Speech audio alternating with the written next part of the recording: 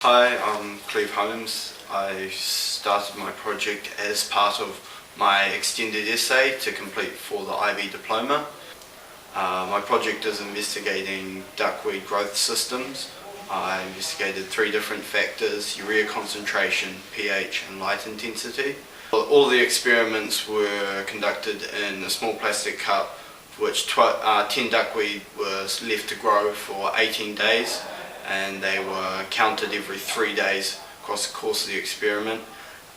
For the 3 different experiments, urea concentration did 5 different concentrations, 0.001 moles per decimeter of urea all the way up to 0.005 moles per decimeter. pH, I went from around 6.2 to 8.2, and light intensity, I investigated values between 35 lux and up to 250 lux.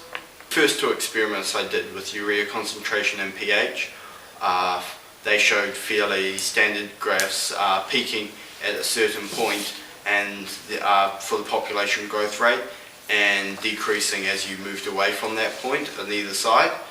So for urea concentration, the highest variable that had the highest population growth was 0.004 moles per decimeter of urea.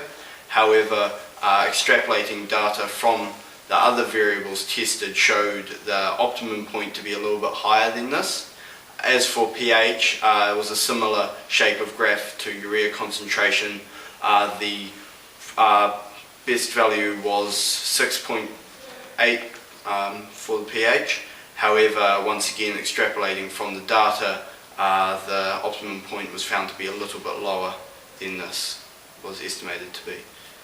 As for light intensity, this showed a different graph which showed that as population growth rate would increase dramatically at the very lower limits of light intensity. However, at the higher upper bounds, around 250 lux, the population growth rate did not increase as much as it did at lower light intensity. The point of this experiment was to actually investigate systems of growth of duckweed so that it may be then turned into a biofuel.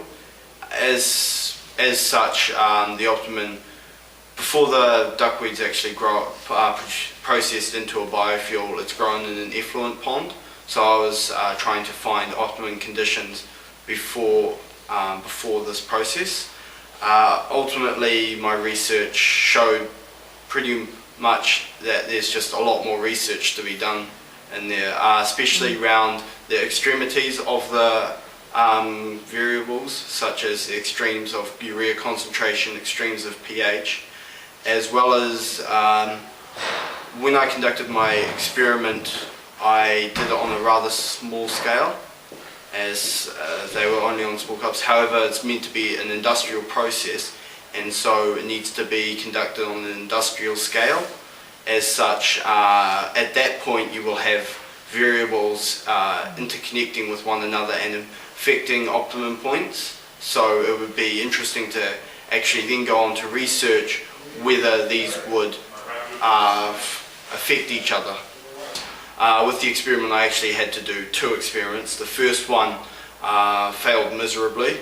However, that was great for learning what to do in the second experiment, because I found that in the first experiment none of the cups were covered, and I found that was just the major thing that ruined it. Bugs could come in and the evaporation rate just killed a lot of the plants. So actually putting a bit of Glad wrap and poking some holes into that helped to control the evaporation, stopped any other variables, any bugs or other insects from falling in and disrupting the experiment.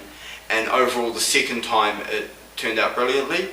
The other difficulty was setting up the experiment, which took forever. Big thank you to Miss Lemna, my bio teacher, Miss Hay, and certainly my brother for helping with the experiment setup.